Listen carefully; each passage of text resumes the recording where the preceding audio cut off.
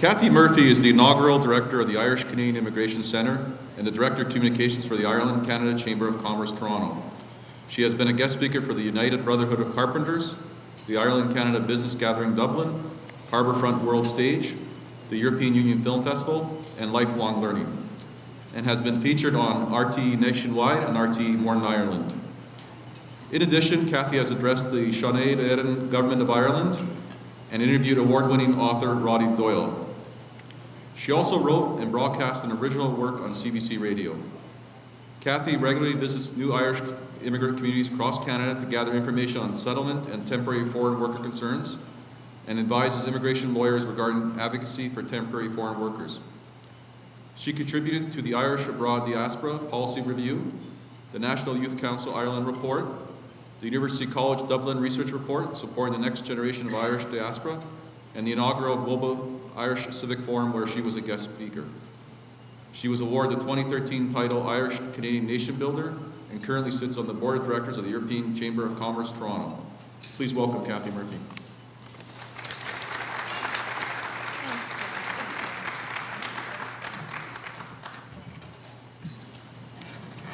Good afternoon. My flight literally landed, I think, about 45 minutes ago, so I'm delighted to be here, and thank you for the warm welcome. In the time that we're going to share together, I would like to share with you some of my experiences of working with the young Irish who've come to Canada. And I know it's a very specific cultural sector, but I hope some of the insights gleaned might transfer to other sectors of the immigrant population. So I'm going to give you a brief overview of Irish immigration to Canada. And then I'll focus on the critical paths that the young Irish have to take if they wish to come to Canada to work. And we'll map out some of the current trends, where they're going in Canada, what kind of skill sets they're bringing with them, and what some of the barriers to settlement are. And then I'll wrap up with just reviewing a brief overview of the Irish economy compared to the Canadian economy and what's bringing the young Irish here. And then, of course, we can have a question and answer and a little discussion if you should wish. So, thank you so much for the slides. Let's get started. So, the Irish Canadian Immigration Centre opened its doors in January of 2009. So, we're just finishing off our fourth year in operations. And we opened our doors as a direct response to the economic downturn in Ireland, what you probably know as the fall and crash of the Celtic Tiger, the mighty Celtic Tiger. And so at that time, in particular in the Toronto Irish community organizations were seeing a real surge in numbers of young Irish, 18 to 35 years of age, arriving in Ontario looking for work. And these community organizations, because they were staffed by volunteers working only on weekends and evenings, they found that they couldn't respond to this critical mass. So they lobbied the Irish government through the Department of Foreign Affairs at the Embassy of Ireland in Ottawa, and they were able to get a startup grant from the Department of Foreign Affairs Dublin through the Immigrant Support Program, and hence we opened our doors. We're a national centre. Our offices are in Toronto, but we travel frequently across Canada to meet with the Irish immigrant communities to serve their needs. So I think next slide, please. So I hope you can see those slides. I realize it's a very bright room. But this is a photo of the Minister for the Diaspora Affairs, Ireland. And I wanted to put it up there because you might think it's unusual that the government of Ireland would fund a centre like ours. In fact, we get 90% of our funding through the government of Ireland, and the rest is through corporate sponsorships and fundraisers. But Ireland, next to India, has one of the most robust and vibrant diaspora programs in the world. So it's not unusual at all that we would have an Irish Immigration Centre in Canada funded by the government of Ireland. They're very interested in having a rich relationship with their diaspora. In Ireland, 1 in 6 of the population who were Irish born are now living abroad. So the Irish government sees this as a key aspect of its trades, imports, exports, encouraging direct foreign investment in Ireland. So they keep real tabs on their diaspora and invest in them greatly. In fact, in 2016, the government of Ireland, through the Department of Foreign Affairs, has committed 11.6 million euros to its diaspora program, which means funding centres like our centre here in Canada, and also centres across the globe. They actually fund over 26 centres across North America, Australia, the UK, and other parts of Europe. So very interesting. So that's Minister of Diaspora Affairs, Jimmy Dinahan. All right. So I'd like to talk briefly about Irish immigration to Canada. Some of you may be familiar with some of the waves. There are about 4 basic waves of Irish immigration to Canada. The first goes way, way back with the early settlers from what we know as the United Kingdom. And the Irish came from Waterford in great droves to fish off the coast of Newfoundland. So if you go to Newfoundland now, it's actually an anthropologist's dream because you get people who are more Irish than the Irish. We have these dialects in Newfoundland that have been completely untouched for over 300 years, whereas the Irish in Ireland have had the benefit of lots of different Europeans coming in. So it's quite fascinating to us who have family in Ireland to go to Newfoundland. So that's the first wave, the fishermen coming over. The second wave would be the Great Famine on Gortamore, which many of you probably are familiar with, and that happened in 1847 in Ireland. So that marked some of the first refugees who came to Canada. And in fact, even before the first potato rotted in the soil in Ireland, there were already over 450,000 Irish migrants who had come to Canada. But when the Great Hunger happened, we saw boatloads and boatloads coming. They called them the coffin ships. And so they arrived in the critical summer of 1847, known as Black 47. Thank you. I think we'll go to the next slide there. These are statues that mark the great exodus from Ireland. They're called the Departure, and they are famine statues that are placed on the quays in Dublin, and they are facing outwards to the Irish Sea. They're called the Departure.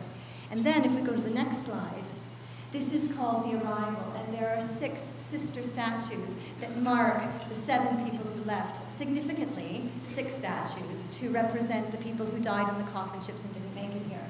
So this is the Arrival, and this is in Toronto at Ireland Park at Erin Quay in Toronto. Most of the Irish who came in 1847, if they survived the crossing of the coffin ships, if they survived the quarantine at Gros Isle just outside Quebec, and then if they made it to the ports of Montreal, they then boarded steamships and made their way up the St. Lawrence River to Toronto and then moved into the interior of Ontario in great, great numbers. In 1847, the population of Toronto was just 20,000, and yet 38,000 Irish refugees arrived. So it was quite significant and shocking, not just for Toronto, but for all of Ontario. About 1,100 died, and as I said, the rest made their way into the interior. Most left Toronto and settled Peterborough and Hamilton and lots of other communities too. I'm sure a few even made it up here to Thunder Bay. So that was the second wave. The third wave of Irish immigration to Canada was economic, and it happened between 1950 and 1980 as Ireland was making its way in the world in the 20th century, struggling to move from a second world nation to a first world nation, very high unemployment in the 50s, so many, many came.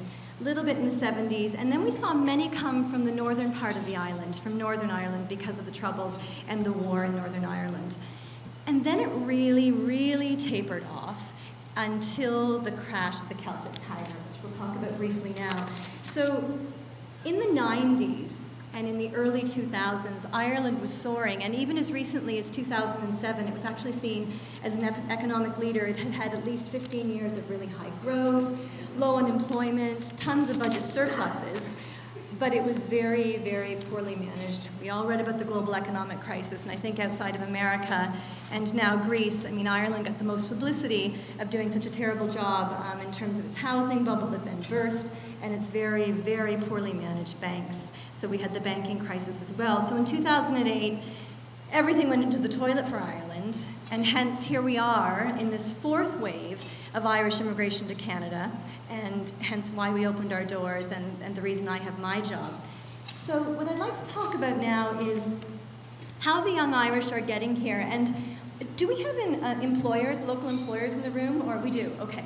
So some of you may be familiar with the critical paths that new immigrants from any world nation have to take. I'm particularly familiar, obviously, with the path that the Irish take. So some of you might be aware of the International Youth Mobility Program, the IEC Canada program. There is a working holiday visa for young kids from many world nations. It's a reciprocal program, so Canadian youth can go and work in some of these nations, and then foreign or international youth can come and work here. Now look, there's various uptake. I'm not going to lie to you. Apparently there's quite a lot of uptake between Quebec and France. there have not been a lot of Canadian youth who have recently gone to Ireland. Ireland couldn't support it. There was too much unemployment. So this program has pros and cons, most definitely, for us in Canada, but that's how most of the international youth coming to Canada these days is coming, and the Irish are no different. And we've seen a massive surge, if you can see this graph here. So in 2009, there were just 2,500 Irish coming on this International Youth Mobility Program, and last year, close to 10,000 came. There's actually 10,700 visas allotted for the Irish-Canadian exchange. About 7,500 took those up on the International Experience Canada Working Holiday Visa, which is an open work permit. There are two other streams of that program. One requires you to have arranged employment before you come, and one is an international co-op, so those are not quite as popular. So most of the young Irish up to the age of 35 are coming on the IEC. After that, if they're over 35 or if they've already had their International Experience Canada visa, they are coming on the Labour Market Impact Assessment, which I'm going to guess most people in the room are aware of. Just very, very briefly, it would mean that a Canadian employer would have to prove to the Canadian government that there was no Canadian for the job, at least in that geographical area. So we have seen a number come on that work permit. And then finally, we see a very small number who come with their permanent residency already in place, but that's a very small number under the former temporary foreign worker program, now the express entry program, skilled worker. Alrighty, so let's go on to our next slide. I guess the big question in terms of the current critical path, the International Experience Canada program, would be, can we expect to see this continue? So we have this new government being sworn in, and the Liberals have made some very significant promises, campaign promises around immigration. One was to bring in a more compassionate immigration process and to speed up processing times, which is terrific for those coming in. And then they are, I think, appropriately also going to take a good hard look at what it's like for those of us here who are receiving these temporary foreign workers. So they have committed to having a good look at the Labour Market Impact Assessment Program, and that they're also going to review the International Youth Mobility Program, and in particular they're going to make sure that communities know exactly how many jobs were given to international youth to make sure that the people in the community, that those jobs have gone to Canadian youth first. So I think it's a very balanced methodology, right or wrong. I mean, it's going to affect the Irish, and it's going to affect lots of other international youth who want to come and work here, but so be it. But I do think we may see a big difference in the next 2 to 3 years in terms of how many young international foreign workers will be able to come to Canada. Thank you. These are our metrics, just to give you, I won't go into numbers too much here, but just to give you an idea of how we have seen things grow. In 2012, we had just 2,000 likes on our Facebook page, and now we have 7,800, and I think 7,800. And in our first year in operations, we answered 7,400 emails, and last year it was 20,000. That has more to do with me than you. But so we really have seen this massive uptake of the young people coming, and I think we've plateaued. And it will probably stay there for a while, and then potentially as Ireland gets stronger in terms of its economy, we may see it start to taper off a little bit more. So let's talk briefly about where they're coming when they come. I think for those of you in the room who are employers and who might be interested in recruitment, this is significant. So in the last 4 years, since we opened our doors, these masses of young people who are coming, nobody wants to hear this. They've mostly come to Toronto to start. And then if they struggled there, they've moved on. But Toronto is well branded internationally, financial hub, and there was, until recently, a crane on every corner, and we certainly see a lot of skilled tradespeople coming, so many would start in Toronto. Then we have seen them, understandably, move west. Many went to Saskatchewan, but now there has been tapering off there. We've seen a lot of people laid off in the potash sector, and the residential construction has really slowed down in Regina, for example. So we're seeing less and less go to Saskatchewan. You can imagine we saw tons and tons go to Fort McMurray in Alberta. And while that has changed significantly, we're still seeing a number go to Edmonton. Because of the civil service sector there, there's certainly a trickle-down effect in terms of construction, again, residential construction, and in terms of the service sector. So many have been very successful in Edmonton. Calgary, it's tapering off. And then we see quite a few go to Vancouver, and let's face it, that's for the lifestyle. So we are predicting some projected shifts. Northern Ontario is obviously one of them. We are certainly making sure that our clients are aware of the opportunities up here. One of the reasons I'm here today is to be able to talk with some of you to find out what those opportunities might be. And we also expect to see a lot go to northern British Columbia in the coming months and years. Recruitment is starting there for the LNG industry, and apparently there's going to be a real economic bonanza out there, and they're expecting quite a lot of exports. So there may be international recruitment there. So right now we're shining a spotlight on Northern Ontario and Northern BC, so we'll see. Thank you. That's difficult to see, but it's just a few young Irish. In terms of who's coming, and this may be of interest to you depending on what you're looking to recruit, we mostly see 4 sectors. We see those in the skilled trades, so lots of carpenters, plumbers, millwrights, and welders. We also see a number of engineers and project managers. Outside of that, it would mostly be one of 2 sectors. It would be the financial sector. Believe it or not, despite the banking crisis, Ireland did turn out some very savvy young bankers. And we see a number of people in the IT sector. Now, that's not to say we don't see nurses, psychiatrists, anything you can imagine like any other world nation. But those are the main areas that we're seeing. So if you do have any opportunities in those sectors in particular, I'd be very interested in speaking with you. So the big question is, once, at least that employers ask us, is if they come, do they stay? So you're an employer, perhaps you invest in someone, you train them, they're here on their open work permit, you've given a lot and you hope that perhaps they'll stay and settle. And in terms of our constituents, are they staying? And the answer would be yes, the short answer. Of course, some are going home, some are going on their international journeys, a lot from the UK, a lot from Australia, but a huge number are staying, and in the last 5 or 6 years, about 3,200 Irish nationals have become permanent residents in Canada. Now, to us, that might sound very small, but there's only 5 million people on the island of Ireland, so it's a really, really significant number. And if we go to the next slide, we can see that those who have applied and been successful in achieving their permanent residency from Ireland in the last few years, it's more than quintupled from about 405 years ago to just about 2,000 last year. And we look at this next slide. Significantly, CIC ranked the Irish applicants as 4th in terms of those having success in being selected for express entry. So I know CIC is going to talk this afternoon, and I imagine most of you are really familiar with express entry. But under the new program, it's not first come, first served anymore. You have to get in that pool and you have to swim around as fast as you can and hope you have enough points to be selected.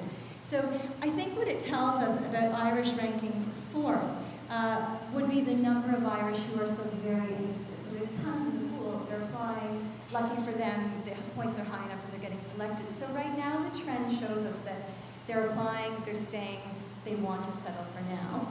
Thank you.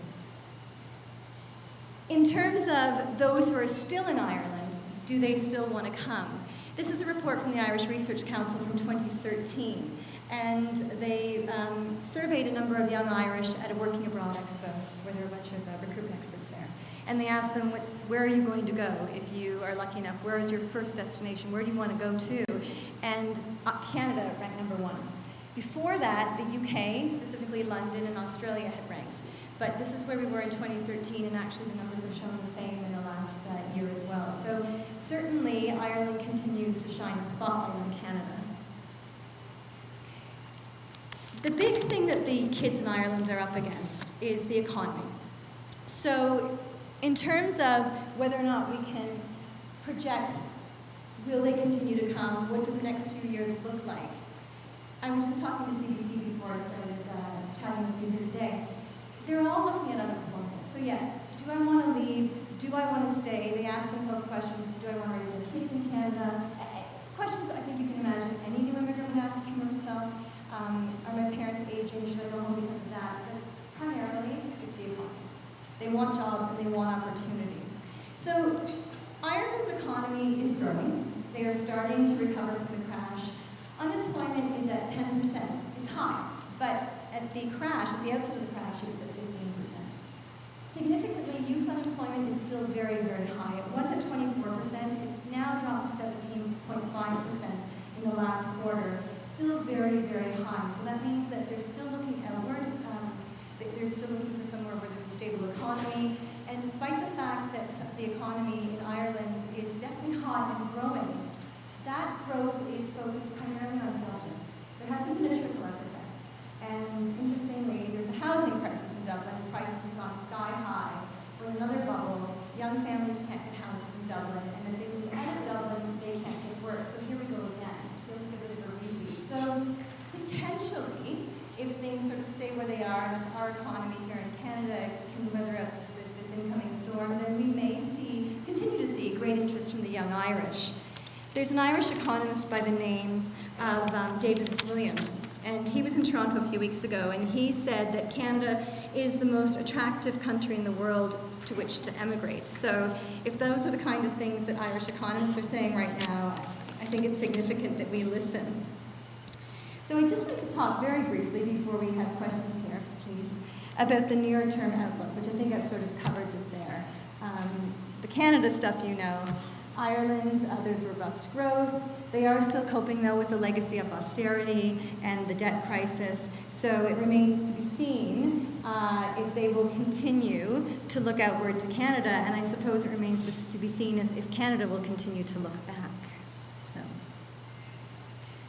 let's chat. Other questions, conversations, comments?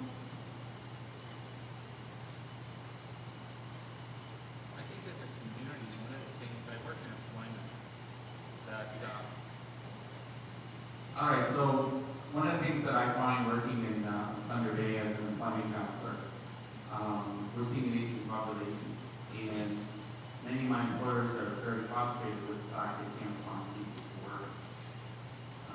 At the present moment, I have quite a few employment opportunities that I can't fill because we don't have the skills, abilities of those individuals looking for work. Those, I think we saturated the market with those that are really ready for work or in the workplace. And we need to look at outsourced or opportunities where individuals could come into our community to fill those jobs. We're finding restaurants in our communities closing their own. We're finding that businesses are working weekends because they can't get their staff. They're closing. The construction companies are shutting down at 4 in the afternoon because they can't get enough guys to work till later in the day. It's frustrating for an employment counselor like myself to find the staffing when we need to post for 6 months and not getting an application. So we work with the CBC and a number of our community partners to find people. And maybe this is an avenue to fill those recruitment needs. Because I can tell you, if you talk to the employers in the community, they're really frustrated with the fact that they can't find people. That's so interesting to me. So I was talking to the gentleman, the taxi driver who collected me at the airport today. He was saying that the unemployment is about 5% here, which is probably extraordinary. But it does present a whole new problem, so I do understand that. It's, we don't place our constituents, our clients in employment. We act as a portal. We're a first port of call. They come to give them information on work permits. But it is our job to make sure that they know what sectors are hot and geographically where in the country they might go for work. So have already been working with a number of your colleagues about getting the word out to the Irish who are coming over that there are many opportunities in Thunder Bay. But if anybody has other ideas of how to do that or would like to partner or stay in touch, we'd be very interested in having that conversation with you. We're very active on social media because our constituents are young. So obviously Facebook, Twitter, we have a very small jobs website where we can post for free. All of those are the best ways for us to reach out to young ones coming in, but I think there's a real opportunity there. Anybody else thought that there was a hand over here, perhaps?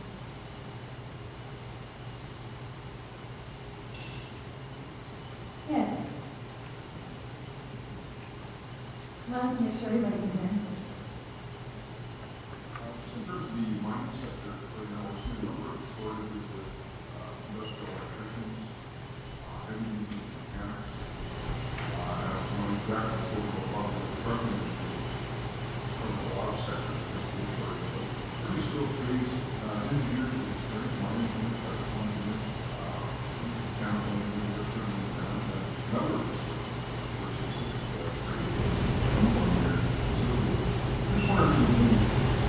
more of an observational piece of the comments on that. I know more about that. Mining opportunities are less. From a trades perspective, it's very seamless and